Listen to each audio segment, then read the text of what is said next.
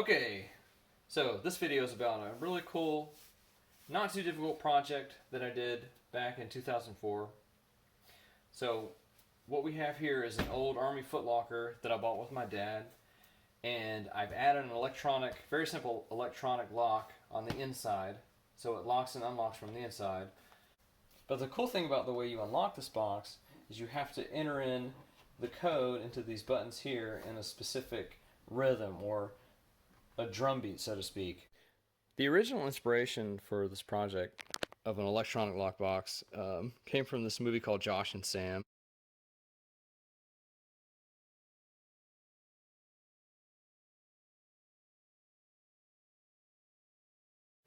Basically, you've got your power switch, which is covered by missile launcher style switch cover, which was a requirement, and you enter in a code using these two buttons here.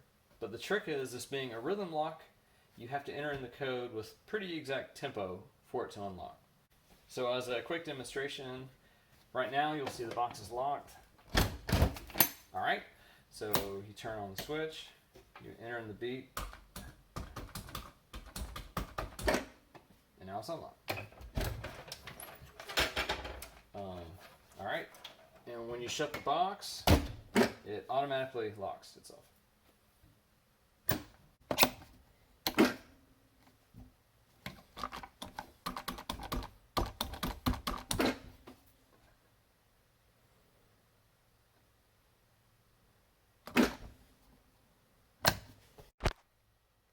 Okay, on the inside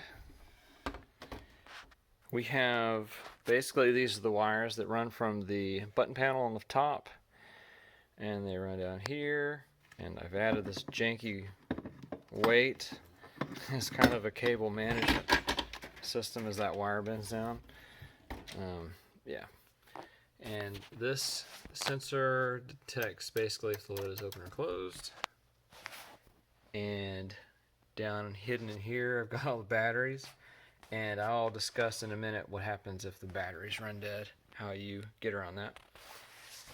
And this is my really sketcho little loop that the lock runs through, and the lock itself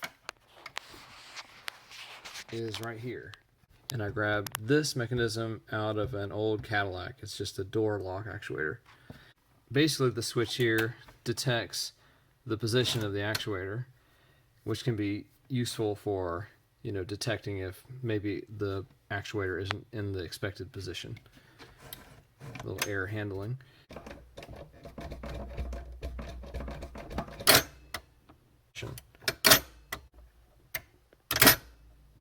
Programming the Atmel mega8 was by far the most enjoyable part of the project. You have all the inputs from the switches being fed in, and then you have the outputs, which are the LEDs, and the actuator relays going out. And then between there, you've got like the really fun logic of listening and detecting beats in the correct pattern, and either accepting or rejection. And then you've got the fun stuff like air handling, like if things are in a weird state, and how to gracefully handle those. To show you what happens if you enter in the pattern correctly but not at the correct rhythm,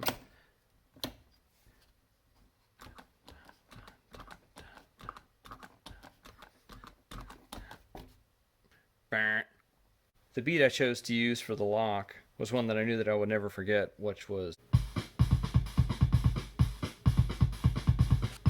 So if the batteries ever die and I'm locked out, it is a really simple solution. I've hidden two screws around the box. One is right here.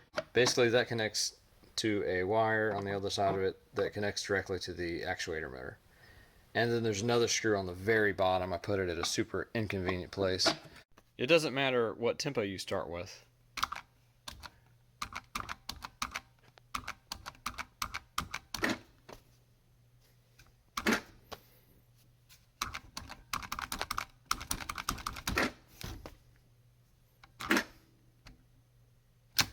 As long as your tempo doesn't drift.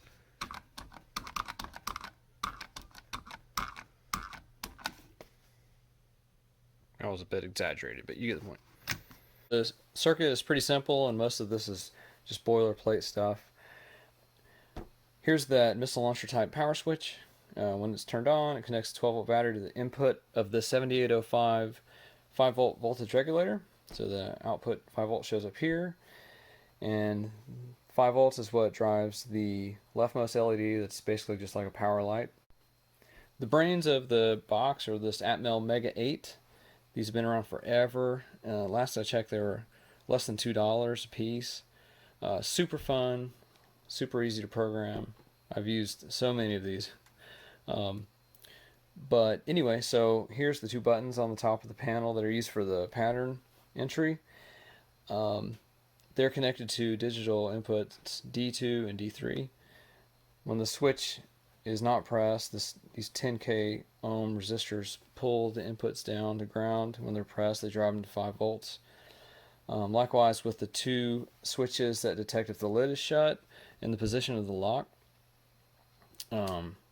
This over here is your basic setup for programming header, for programming the chip. The LEDs that are above the two pattern buttons, the green and the red, are here, and they are driven by digital outputs D0 and D1, which are up here. The linear actuator or linear motor that's connected to the lock are controlled by these two relays, which are driven by these two NPN switching transistors, and those are driven by outputs B0 and B1 right here. As far as the two relays, when this relay is turned on, it causes the 12 volts to show up here on this output and ground to show up here on this output. When this relay is turned off, basically 12 volts is fed directly through here to the motor, and ground's fed this way through the motor. When the relay is turned on, it's the opposite. 12 goes this way and ground goes this way, so it reverses the direction of the motor. And that's it.